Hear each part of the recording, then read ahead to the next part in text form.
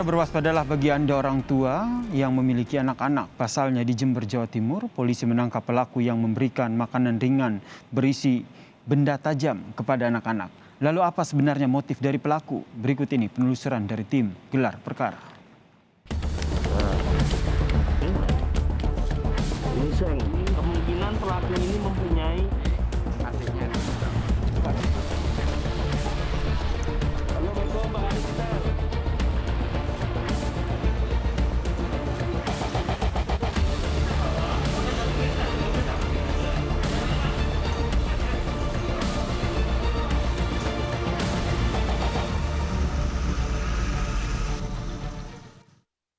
Saudara, beberapa waktu lalu para orang tua dikejutkan dengan kejadian biskuit berisi benda tajam yang dibagikan oleh orang tak dikenal kepada anak-anak yang sedang bermain.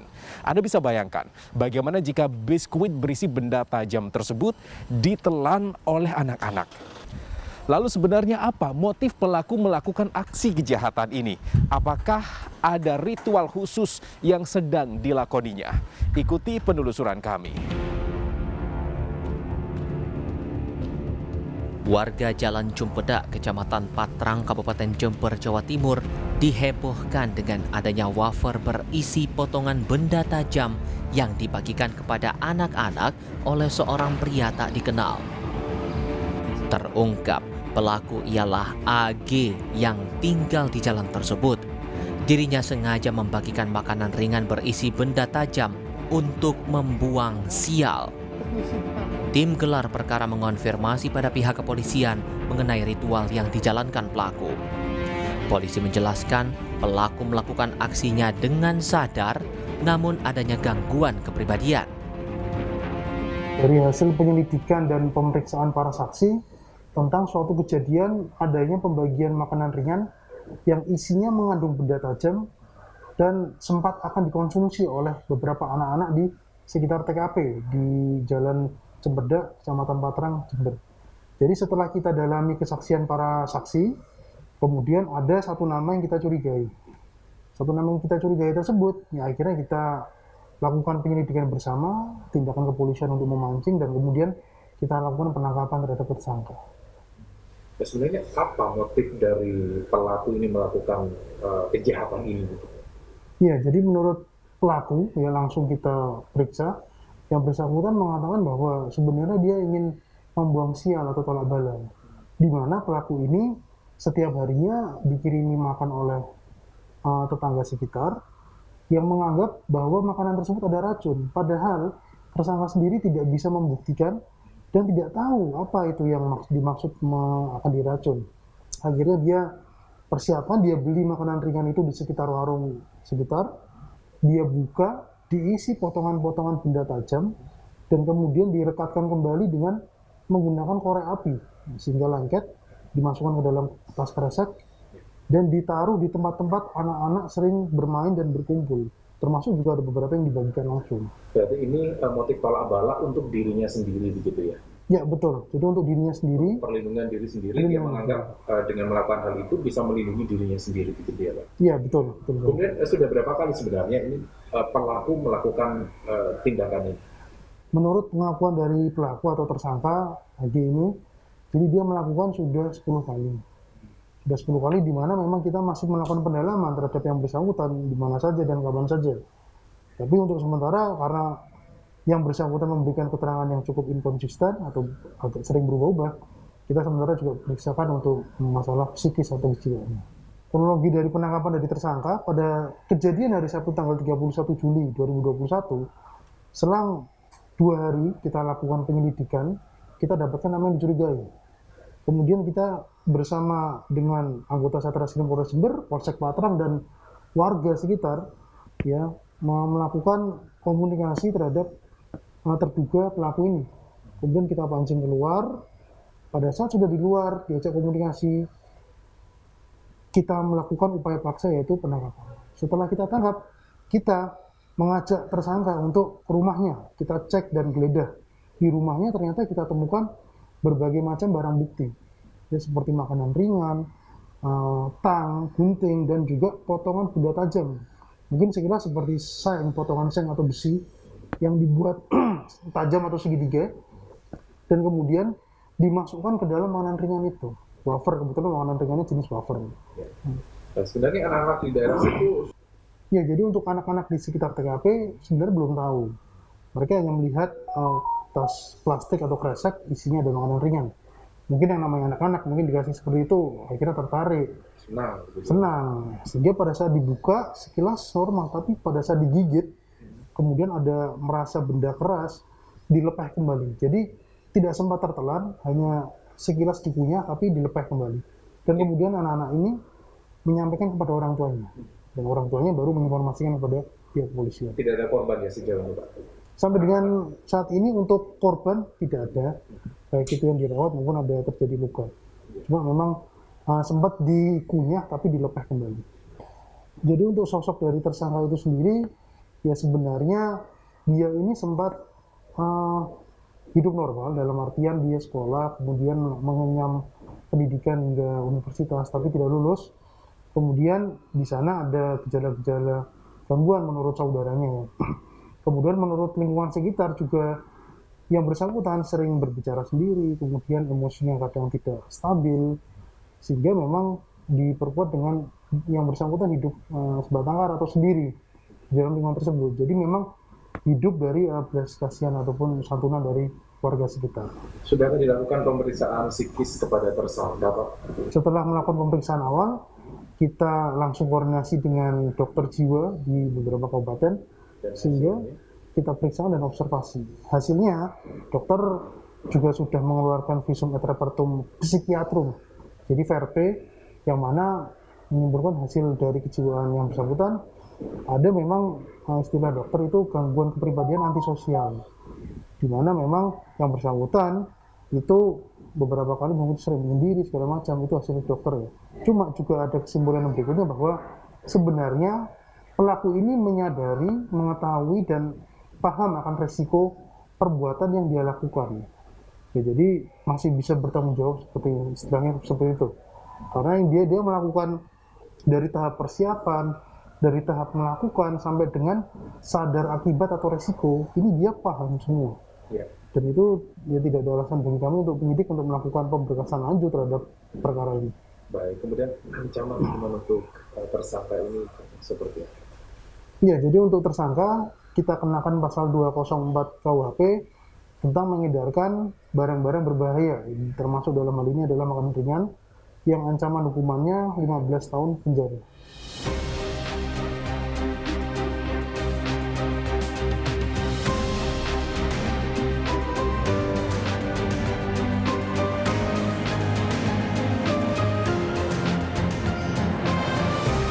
Pelaku mengalami gejala antisosial sehingga membawanya ke psikiatri di Rumah Sakit Daerah Dr. Husnadi Kabupaten Bondowoso, Jawa Timur untuk memastikan kondisi psikisnya. Dan kita akan mencari tahu kondisi pelaku saat ini.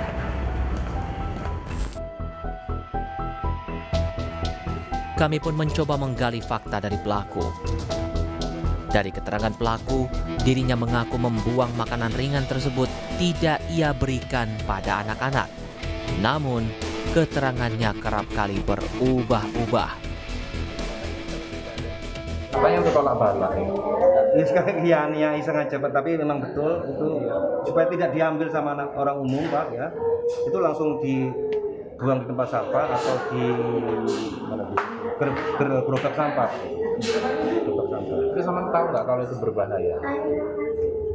Kalau sampai dimakan orang berbahaya. Tapi kan sudah tutup Pak, sudah tutup tadi terus campur apa tadi barang-barang yang kotor tadi Pak, campur tanah sama pasir. Itu kalau orang makan itu kan berbahaya, sama tahu ya. Tapi kan kotor Pak mulutnya.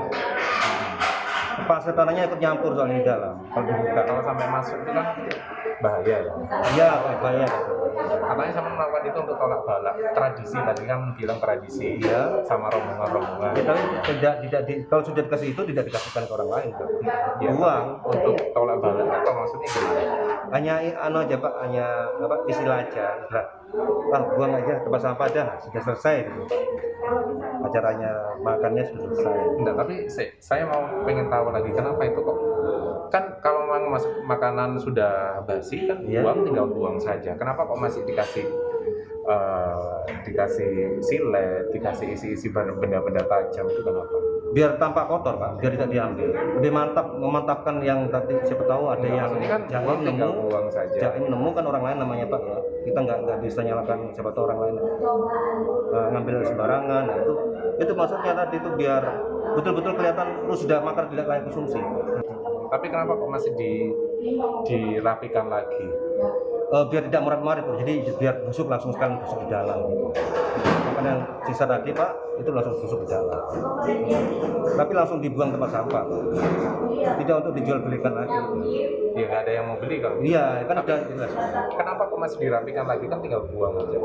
Sadar ya, tapi sama kalau memasukkan tidak membuang benda Oh iya, sadar membuang Pak. benda tajam sembarangan, Iya. apalagi dimasukkan makanan. Bapak tahu ya kalau itu berbahaya. Iya, berbahaya Pak. Tapi saya itu tadi terakhir itu tujuan terakhir ke tempat sampah Pak. Bapak kesehariannya kerja apa? Masih nganggur Pak sih Pak.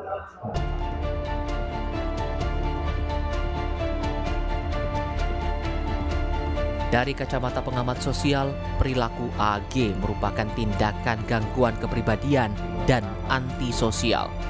Mereka tahu hal tersebut salah, namun masih dilakukan. Perilaku yang baik dan buruk. Ketika si pelaku ini, kalau menurut saya, dia itu tidak bisa merealistiskan dari pola pikirnya. Jadi kalau dalam bahasanya itu, sesuatu yang sebenarnya dia tahu itu adalah hal yang tidak baik, tapi dia tetap melakukan. Jadi dalam hal ini kalau saya mengindikasi dia ada gangguan dari pola pikirnya, yaitu mengalami yang namanya disonansi secara kognitif. Sebuah hal yang seharusnya itu salah, secara ilmu pengetahuan, contoh kan pakai silet itu jelas, tanpa dimasukkan di wafer membahayakan orang lain, apalagi anak-anak, itu makanan kegemaran anak-anak, tapi dia tetap melakukan. Sehingga pengetahuan yang sebenarnya itu salah, bahwa itu membahayakan, tapi dia tetap terobos. Berarti itu bisa dikatakan bahwa si pelaku ini seharusnya bisa untuk mempertanggungjawabkan perbuatannya, begitu ya? Saya rasa bisa, karena kalau dilihat dari apa pengakuan awal dengan pengakuannya kan dia seperti punya beralibi.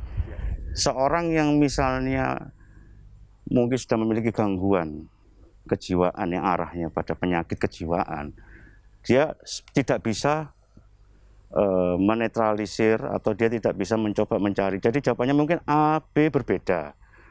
Tetapi A dan B-nya berbeda itu ada ketidakkonsistenan. Kalau ini dia kan masih tujuannya bukan ketidakkonsistenan, tapi seperti untuk beralibi, menyembunyikan dari apa yang dia sampaikan awal dengan menyembunyikan yang disampaikan selanjutnya. Berarti inkonsisten dari jawaban si pelaku ini bisa dikatakan itu adalah alibi. Ada alibi dari itu. Ketika berkembang, dalam tumbuh kembangnya, proses tumbuh kembangnya, jelas itu kontribusi dari lingkungan itu penting.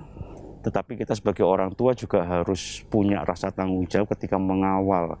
Mulai diawali dari lingkungan keluarga, lingkungan terdekat itu lingkungan tempat tinggal, kemudian lingkungan sekolah, sampai lingkungan bermasyarakat. Nah, dengan adanya kondisi seperti ini, yang bisa dilakukan oleh orang tua adalah memberikan pemahaman pada anak-anak. Misalnya, secara pola pikir anak-anak, kita masuk pola pikirnya anak-anak, diberikan pengetahuan bahwa memang itu misalnya contoh ada orang memberikan makanan, tapi kamu tidak mengenal orang itu.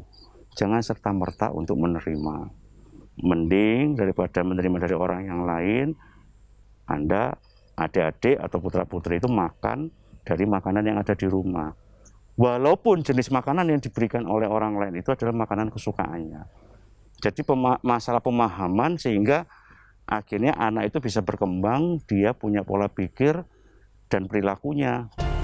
Saudara, dari hasil pemeriksaan yang dilakukan oleh tim Rumah Sakit Daerah Dr. Husnadi, Kabupaten Bondowoso, Agan Bambang Herlambang terdiagnosa menderita gangguan antisosial. Berdasarkan pemeriksaan tersebut, kepolisian setempat akan terus melanjutkan penyidikan terhadap kasus ini untuk memberikan efek jera terhadap pelaku dan juga memberikan rasa aman kepada masyarakat, terutama orang tua. Kini, Agan Bambang Herlambang dikenakan pasal 204 KUHP tentang mengedarkan barang berbahaya dengan ancaman hukuman 15 tahun penjara. Aga Wisudawan, Ronald Duseda, Kompas TV Jember, Jawa Timur.